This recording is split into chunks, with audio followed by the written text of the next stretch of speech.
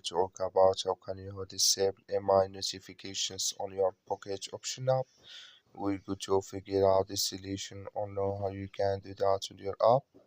So you just follow this ways and it's going to work with you. All you have to do, you just go up of your photo profile, click on it.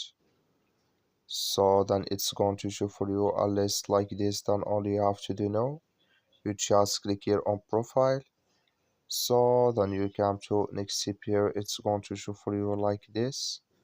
Then you click here on profile. So when you click on profile, it's going to take you to this list here. Then you go down, so you keep going down here. You come here to email notifications, clicking this sign or this color.